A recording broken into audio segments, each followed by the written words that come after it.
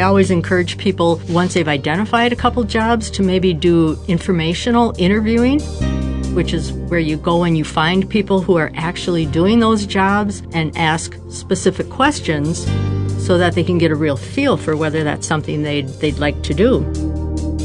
Please welcome, from State Services for the Blind of Minnesota, Business Relations Specialist Pam Gowan. Then I like to help them with the labor market information, and that really helps in looking at the employment trends. You can help them determine if a job is in a growth area or is it declining, where geographically those jobs might be located. Over 45 years of helping blind and visually impaired individuals achieve their employment goals. Not a lot of people know I have a twin sister, but I told her, I said, you got to come in and work for me and pretend to be me just one last time before I retire.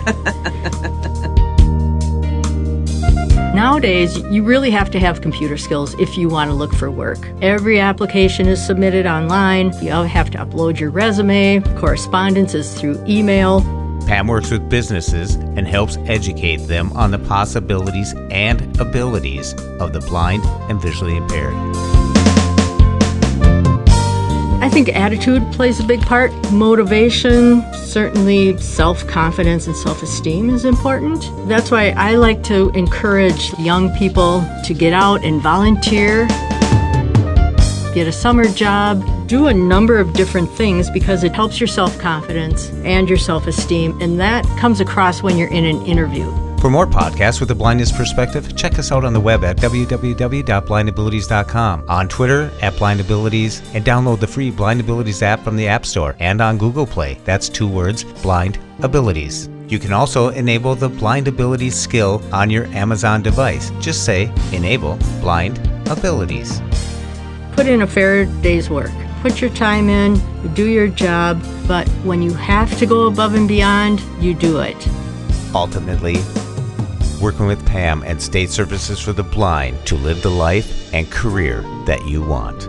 Try different things. You're not going to know that you can't do something unless you go ahead and try it. Put your fears aside, get out there, try to find some work, and be adventurous. Interview conducted by Lisa Larges. Please welcome Business Relations Specialist Pam Gowan.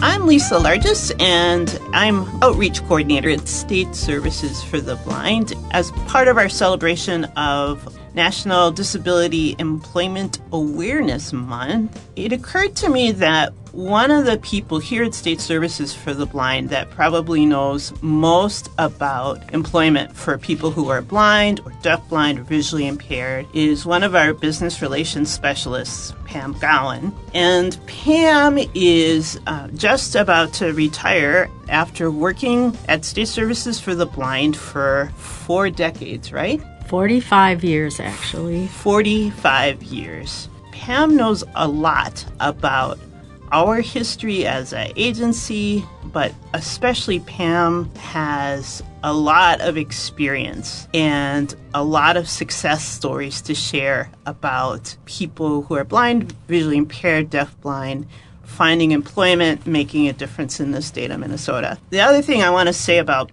Pam right off is in the years that I've been here, I've sort of noticed a pattern that if there's anything fun or interesting happening here at State Services for the Blind, Pam is probably at the center of it. But most of all, I just wanted to kind of tap into Pam's memory bank and share some of the stories about the work we do around here and how it happened. So thank you really so very much, Pam, for being willing to do this today. You're very welcome. Yay. And I just want to know, how was it that you got your start? Let's start there. So beyond 45 years ago, how did it end up that you came to be at State Services for the Blind? Well, I actually started at SSP as a clerical support for the placement team. The placement team consisted of the supervisor, 2 job developers, and a human services technician. And so I was the clerical support. And about 6 months after I started, the person who held the position as the human services technician quit. So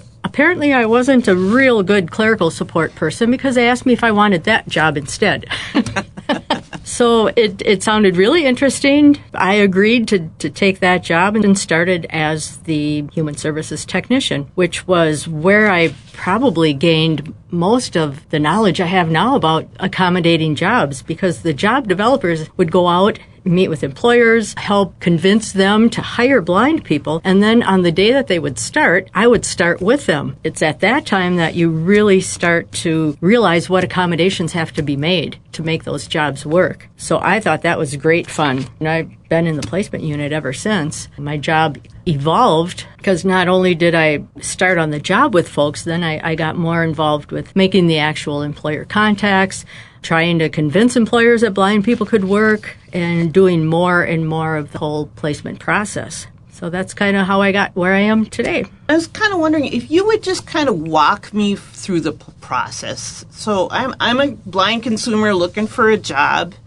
and I've met with my SSP counselor, and I've completed all the steps I've needed to go through to get to the point where I'm ready to start looking for a job. So now my counselor recommends that I work with you.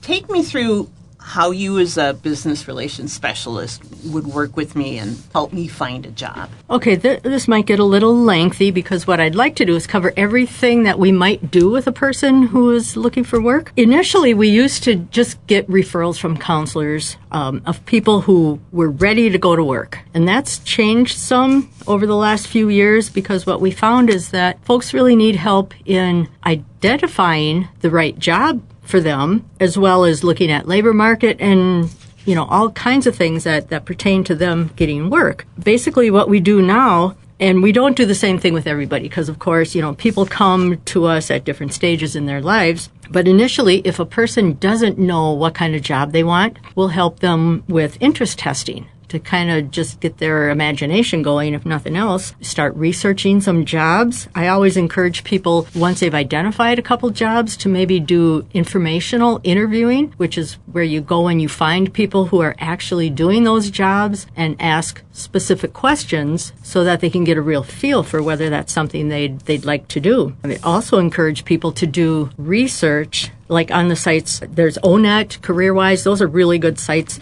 for that career exploration. It helps them get a true idea of what the jobs are, what the duties entail, the salaries, the hours, what educational requirements there might be. Not everyone is cut out for a four-year college degree. There might be 2-year programs. There could be certification programs. So what we'll do is help folks kind of do that type of research. And then when they've narrowed it down to hopefully one job, but maybe even if there's two, then I like to help them with the labor market information. And that really helps in looking at the employment trends. You can help them determine if a job is in a growth area or is it declining, where geographically those jobs might be located. And that helps identify the job they're looking for. My colleague was working with someone who got a degree in archaeology, but did not want to leave Minnesota. And so that kind of creates a problem. Same thing with video game designers. A lot of kids like to get into that. Well, unless you're willing to maybe relocate out to California, there aren't many jobs here in Minnesota. And doing that labor market information helps you identify those aspects of the job. Also, what I like to do is look at how their vision will maybe create a barrier in certain jobs. Not every job can be accommodated, of course, and the technology has changed and advanced, but there's still jobs like CNC machine operator. Back in the old days, the machine operators, they were drill press operators, and the job was pretty straightforward. But nowadays, there's LED displays and blueprints on screens that aren't accessible. So a job like that really can't be accommodated for a totally blind person. And then there's jobs like web design. I mean, you'd probably need a little bit of vision to do that. But working with the person and getting a real good idea of what those jobs entail kind of helps identify what job is a good fit for them. So hopefully that helps them, find a job they're interested in and apply for the educational programs that might be available for them. What I do with everyone is to find out what types of skills they have related to the actual job search. Because nowadays, you really have to have computer skills if you want to look for work. Every application is submitted online. You have to upload your resume. Correspondence is through email. And I need to know if that person has computer skills. And if they don't, what I would do is set up an email address for them, and then it's my responsibility then to check it for them. Now, I like to put responsibility on them, so I said, you call me every week and, ask me when you want me to check your email, things like that, to put a little responsibility on them. So the computer skills are really important. Write some cover letters, thank you letters. Those are things that we need to get in place before the actual job search. And then what I need to find out are their work preferences. Where do you want to work? Are you willing to work weekends, nights? What kind of salary are you looking for? Do you have any lifting restrictions? Are you able to get bonded if they're looking for some type of a security job? Do you have kids? Do you have childcare in place so that you're available to go on job interviews and go to work every day? I ask them if they understand how working will affect their benefits. There's the trial work period. There's medical assistance program for employed people with disabilities. It's MAEPD. So there's things related to their benefits that they need to know before going to work. And then, of course, then we get into the basics, like they need a focused resume that kind of highlights their skills. Of course, you put all your contact information on the resume, which is the email and the phone, and got to make sure that they have an appropriate email. I've seen some real doozies out there. You don't want to use an email like Slick Rick or I hate to work at gmail.com. Right, like exactly.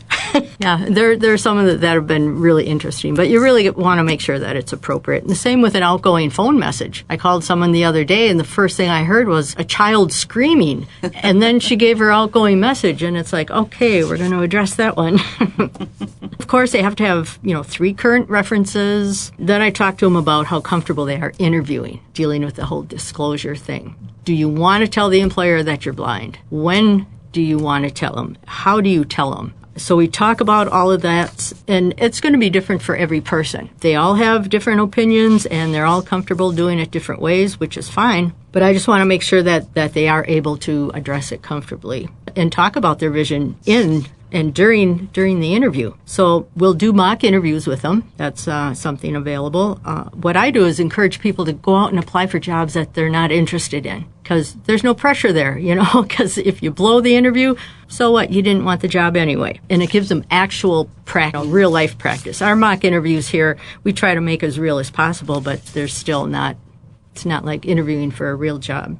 And it's true that there's a lot of times when you first interview, like I remember not being aware of just how nervous I would be, and also learning how to answer questions well just takes a little practice. So I love that idea of going out and applying for some jobs that you may not want to take, just to have that experience. Right. Everybody's nervous in an interview, and that can be a good thing. It kind of keeps you on your toes, but you really want that practice in talking about your vision. If you use access technology, you want to work that into your answers. And that does take practice. And the more you do it, the more comfortable you're going to get, and you'll definitely have a much better interview. And it just really occurs to me that by the time one of our consumers who's working with state services for the blind has worked with somebody like you, they in some ways have a real leg up on the whole job search process, because you've thought about questions that a lot of people who are just out looking for a job may not think of, about labor market information, or all of the questions about where the jobs are and what my own preferences are. That's something that lots of folks who are just putting their resume out there may not be thinking about. Right, exactly. Yeah, you want to apply for jobs that you're going to be happy with. And coming from someone who's been in a job for 45 years, that's really important. And maybe you could be spending a lot of your lifetime in this job. So Right. On Yep. the other side, when you're working with employers, let's say that I'm an employer and I have someone on my staff who's losing their vision. Maybe we really like this person, but we're pretty sure that maybe they won't be able to do their job anymore. Maybe we'll have to let them go, or maybe we'll have to create some kind of meaningless work for them. We hear that SSB has people who can help employers develop accommodations. So tell us how you go about working with businesses. Also, what employers want to know is this going to cost us a lot of money? Right. Yep. That's always a concern. The thing is, a lot of employers don't know about state services for the blind. So we hope that the individual who is on the job, maybe having the vision issues, will at least contact us. Now, what I like to do in a situation like that, as far as, we refer to that as a job retention, person who's already working. I like to meet with that person one-on-one off their work site, so that they can be honest with me on what their vision is, kind of get a little history on what has happened in that job so far. If there's been performance reviews, how have those reviews been? Have they been positive? Are they at risk of losing their job? And then I like to get specifics about their vision. And if we bring them into services for the blind here into our resource center, we have different types of equipment that we can kind of test as far as low vision, speech output, kind of introduce them to some options. And many times, if they're in a job where they have to deal with print, I ask them to bring samples with them. Sometimes due to, confidentiality, they can't, but at least we can get an idea of what type of print they have to deal with. If they have to access a computer, we'll show them some software technology available for that. But we do it off their employment site so that they're more comfortable, leveling with us as far as what's going on. Then what I like to do is connect with the employer. And this is all, has to be what the individual is comfortable with. There are some folks who are having trouble on the job, but they don't want their employer to know they have a vision problem. So they come looking for some type of aid or device. Those situations are always kind of tough. But for the most part, folks are usually happy to have us go out and talk to their employer. I'll offer to do a job analysis if that's necessary. That's just an in-depth look at their job. For example, if somebody has to access data and it's not in an electronic format, what we can do is kind of research and find out, well, where does that data originate from? And was it ever in an electronic format? Because sometimes they make printouts and say, here, you have to deal with this printout. Well, it might have been in an electronic format prior to that, which would be easier for the person to access. And then there's other smaller things that I refer to as low-tech situations where if someone, for example, is on a switchboard and they have to find certain lights as the calls are coming in and they have trouble seeing it, sometimes if you just put cardboard around the area to create more contrast, the lights would show up stronger. And the same thing with computer monitors. Sometimes someone's sitting by a window and the glare from the sun is causing them problems seeing the screen, or maybe they need a larger monitor. There's a number of different things that you can identify, low-tech and high-tech. So then what I do is I draw up a list of every accommodation that they might need and then negotiate with the employer as far as cost. Of course, employers, the bottom line is what's important to them as far as saving money. So depending on what the accommodations are that they need, we just start negotiating. If it's a device that a person needs for their personal use as well as on the job, we might buy that because anything the employer buys has to stay on the job. They wouldn't be able to take it home with them. But it might be things like O&M even, or any type of software, large print software, speech software, larger monitor, scanners maybe if they, other people don't use a scanner to deal with print, maybe extra training. And we negotiate the cost for all of that. And it depends on the size of the employer, so it can really vary. And so those costs might be shared between state services for the blind and the employer and maybe the consumer too? Is that how it works? The consumer rarely contributes. Maybe if it's a device that they want to purchase themselves, then in that case they would buy it and they say, yeah, this is something I could use at home as well as on the job. So yeah, you're right. It's all negotiable. So. And I think that's one important thing for employers to know, too, is that SSB sits down as a partner to say, let's figure this out, how we're going to do this together. And we never want anyone to lose their job or not get a job because an employer can't afford accommodations. So we make sure that they're obtained in one way or another. And when we're dealing with employers, like with a new hire, there's tax incentives for them that might help offset the cost of any accommodation. The WOTC, Work Opportunity Tax Credit, for any employer who pays federal taxes. What they're able to do is write a percentage of their salary off of their taxes. And they could save up to, I believe it's $2,600, which a lot of times would cover any accommodation that the person might need. So that's a little incentive, but only for a new hire. But for a small business, that's significant, I bet. Right, exactly. Yeah, that's great.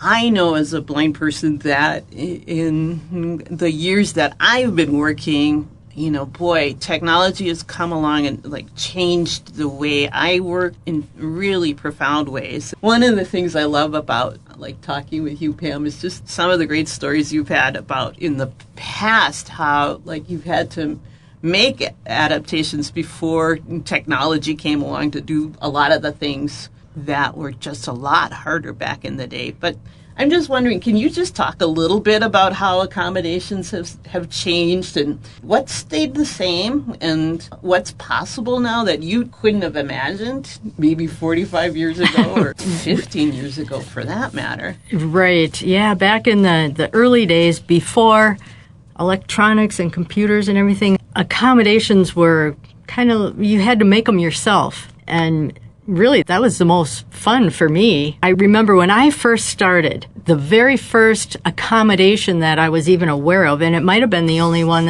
or the first one that was built by SSB, our engineer here in the communication center, Bob Watson, I don't know how many people remember him, he built a black box, and they literally called it the black box. And it was for a cordboard, switchboard operator. Maybe there's a lot of people who don't even know what a cordboard is. But if you remember back in the early 70s on Laugh-In, yes, Lily Tomlin as Ernestine, the switchboard operator. Everybody pause this podcast right now and go over to YouTube and look up Ernestine. Ernestine in Laugh-In. She was hysterical. She'd be snorting and she'd say the one ringy-dingy, two ringy-dingy, and then she'd always say, "Is this the party to whom I'm speaking?" Yep, that's right. But anyway, it was that kind of cordboard that this person was actually working on. So that's really old technology. But Bob Watson built this box with a braille cell on it. And when the call would come in, the braille cell would identify which trunk line the call was coming in on so that they would know where to grab the cord or where to put the cord. But that was a big deal back then. Now, granted, that was early 70s, probably late 70s. So the cord boards didn't stay around for very long, fortunately. But yeah, that was a job that suddenly people could do that they couldn't do before that. Right. And I was involved in another switchboard situation that was a little more modern. It had lights and round, buttons, and they had colored keycaps that would go on these buttons. They'd call the front desk and say, "This is Pam, I'm going to be out for the rest of the day." So they'd take a colored cap and put it on that person's button to signify that the person's going to be gone for the day. And there were 4 different colors. If a person was in a meeting, if they were gone for a couple hours, it all signified different lengths of time. So there were these 4 different colored caps that needed to be marked. And I'm looking at tape wouldn't hold because they were rounded too. The surface was round. So I'd try high marks, glue type stuff that dries hard, trying to put some braille dots on it. That didn't work. Well, I ended up taking a carpenter's nail set, which is one of those metal things that you put on top of a nail and give it a whack and it sinks it below the wood. I took the nail set and put the cap on a soft surface, gave it a tap, and there was a perfect braille cell right on the other side of that cap. So I'd put 1 bump on one color, 2 on another, 3 and 4. It worked out great so they could keep track of the colors just by the number of bumps on them. Again, really low tech and simple, how to transfer something that is visually coded to something that's tactily coded. Yeah, it's just being creative and, doing some problem solving, which I really enjoyed. So tell us some of the successes that you're most proud of. I think the ones that are most memorable for me are the ones that really required the most job accommodations because they were more challenging. Nowadays with the technology and the computers, I can't go out to a job site and test JAWS, for example, or Zoom text because of a lot of employers have proprietary software, and so we need our computer techs to go out and do that. So that takes some of the work away from me, but the jobs where I needed to really do the hands-on accommodations, those were really the most fun and probably most memorable. I remember working with a physical therapist assistant,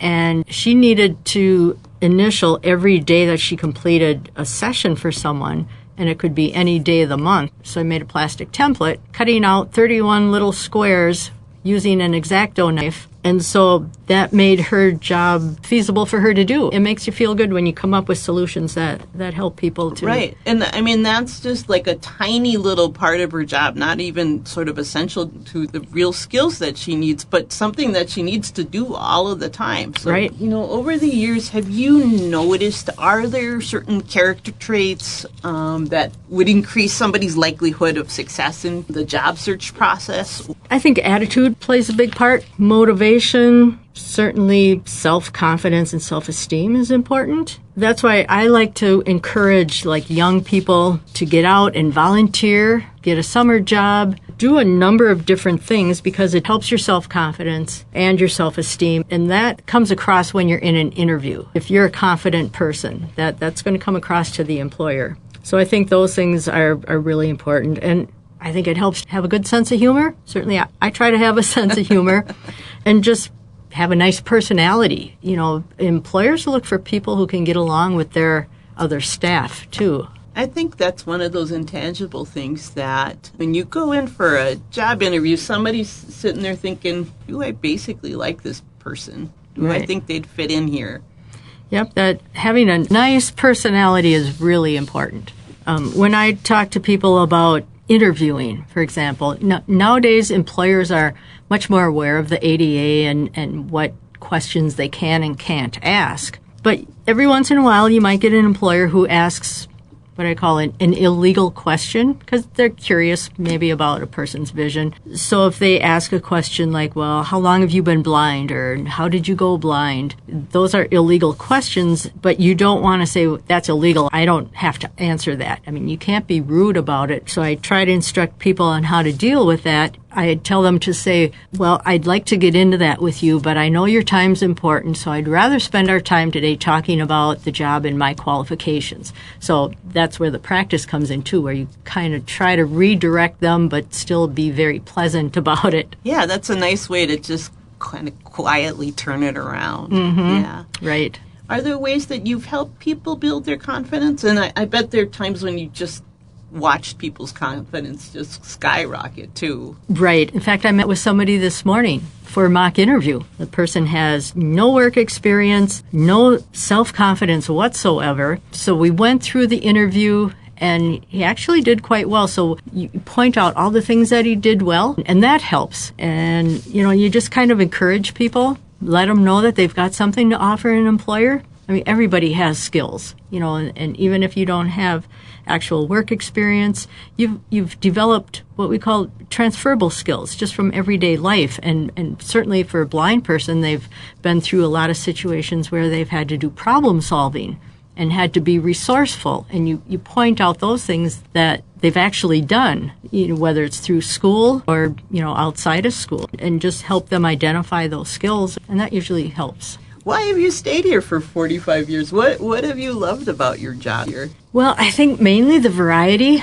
My job over the years has actually changed a lot. Like as I said, when I started out in a clerical job and then just kept getting more and more involved in the actual job placement. But I tell you, going out to all these different companies is probably the most fun. There was one company I went out to look at a job, and they're telling me about the owner. And they said, oh, yeah, the owner of this company has a collection of nude statues down on the second floor. Well, unfortunately, the job I was there to look at was on the fourth floor. So I didn't get to see that, but the companies are so interesting. And there was one, they had a lunchroom at the top floor surrounded by windows. The view was gorgeous.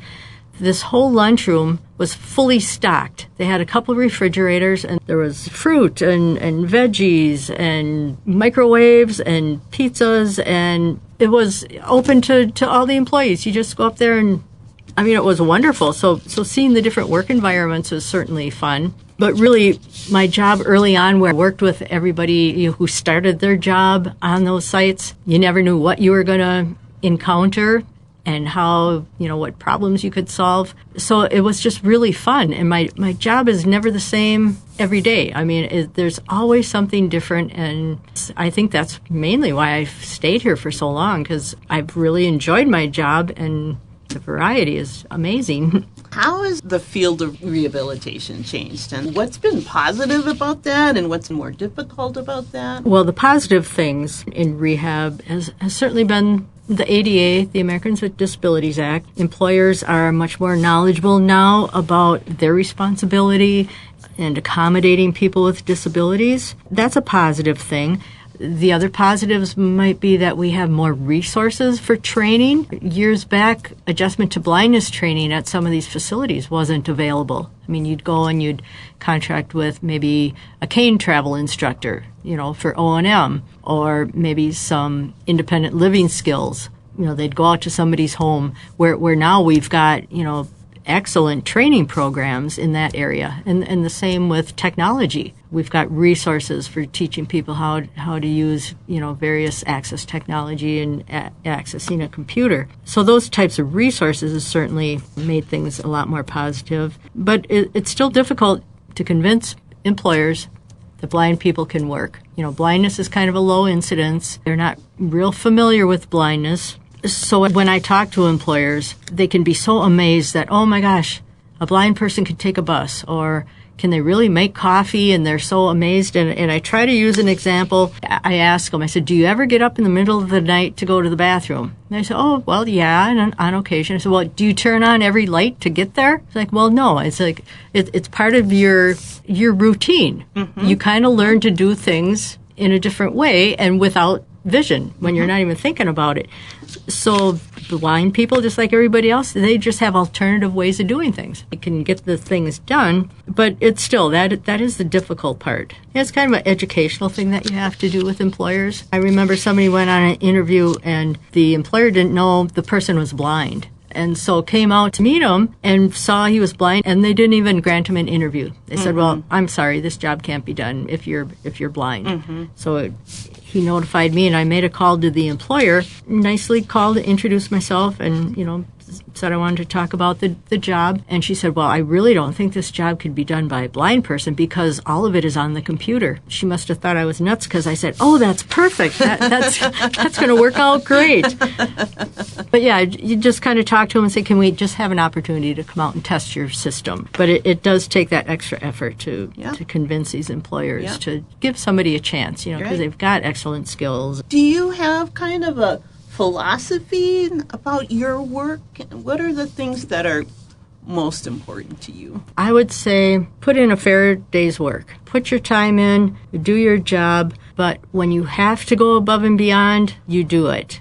The job I have isn't always 8 to 4:30. If somebody's working a night shift, or if somebody needed job coaching at the target field and it was, the evening game, you don't say, well, I don't work past 4:30, but you have that flexibility, and you go above and beyond when you have to, put in that extra time, care about what you do. I mentioned that since I've started working here, I've kind of noticed that you tend to be at the center of anything fun that's going on. It might be a ping pong tournament, might be dancing on Wednesday morning. I'm just curious about, what do you do to stay happy and positive, and where does that come from? Well, that's a lot of what I do to stay happy and positive, is to have some fun. I love practical jokes. I have a twin sister, and with the staff turnover, not a lot of people know I have a twin sister, but over the years, she'd stop in just maybe even to have lunch or something, and people would kind of freak out. And so I told her, and this was just 3 weeks ago, I said, you got to come in and work for me and pretend to be me just one last time before I retire. and that was a riot. It was an absolute riot. So I love doing stuff like that. And I think for morale, too, playing ping pong, doing the morning dance thing, I think it really helps. Our jobs aren't easy. I mean, not that anyone has a real easy job, but if you can have some fun, I think that makes all the difference. I think for people who are in that job search process, boy, it can be so hard going sometimes. Oh my gosh, I tell people, looking for a job is going to be the hardest job you're ever going to have. And it's frustrating, it's depressing, it's really tough every day, face that search and get rejection, and it is really tough. People need to find some type of a release of, that kind of pressure. If it's not exercise, or do something you enjoy. Even listening to music. Exercise is great. And we play ping pong here, and I tell you, after a few games, it's just the break that you need. You almost feel refreshed. You just got a new burst of energy. Right. Yeah. Right. And the same with job searching. Commit 3 to 4 hours every day to do that, but then go out and do something you enjoy. Yeah.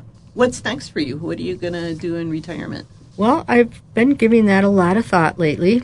It's things that I haven't had time to do because I'm working. I want to check out more bike trails, get out, have some time to bike. I always wanted to learn to play the keyboard. Might look into that. My husband retired also, so hopefully we'll be able to maybe go somewhere warm. My sister has already asked us if we'd like to go to Aruba for a week with her and her boyfriend, so taking them up on that. But I think I need to find like a volunteer work to do, just to have something to do, and I can't sit around and do nothing. So I'm going to try to find some volunteer work to do, I think. That's cool.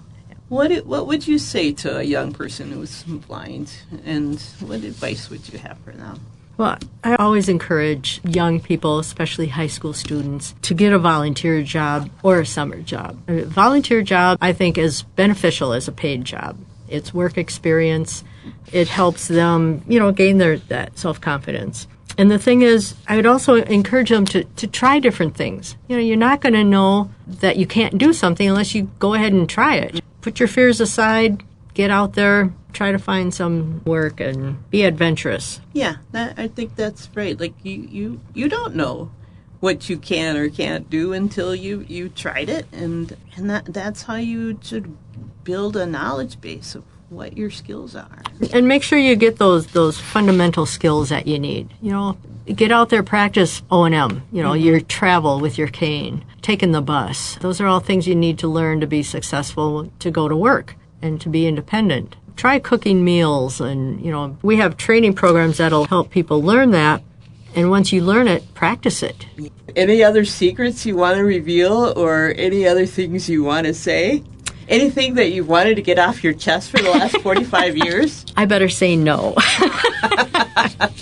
But I've had a wonderful career here, really. I've loved my job most days. Everybody has their ups and downs, but I've really enjoyed being here and the staff, working with the staff. It's been great. And what's interesting is that, looking back, I have worked for every single director of the agency, because when I started, C. Stanley Potter was running the ship. He was the first director here. Right. And now Natasha Jurdy is, she's just newly appointed, so she's hopefully going to be on board for quite a while. So up until now, I've worked for every single director. It's been really fun working with you, but more than that, it's been really meaningful to me, both to hear the stories you have to share, but that caring for the people that we work with, that we provide resources for so that they can go out and create the life they want to live, that comes through in what you do, and that means the world to me. So thank you. Oh, you're very welcome, and that's what it's all about. For more podcasts with a blindness perspective, check us out on the web at www.blindabilities.com, on Twitter @blindabilities, and download the free Blind Abilities app from the App Store and on Google Play. That's 2 words, Blind Abilities. You can also enable the Blind Abilities skill on your Amazon device. Just say, Enable Blind Abilities. A big shout out to Chichow for his beautiful music. You can follow Chichow on Twitter at @LChichow. And from State Services for the Blind and Blind Abilities, thanks for listening. We hope you enjoyed. And until next time, bye-bye.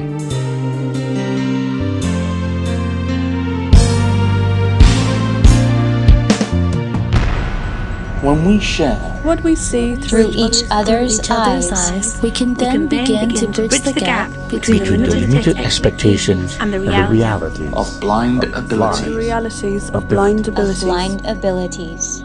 For more podcasts with a blindness perspective, check us out on the web at www.blindabilities.com, on Twitter @blindabilities. Download our app from the App Store, Blind Abilities, that's 2 words, or send us an email at info@blindabilities.com. Thanks for listening.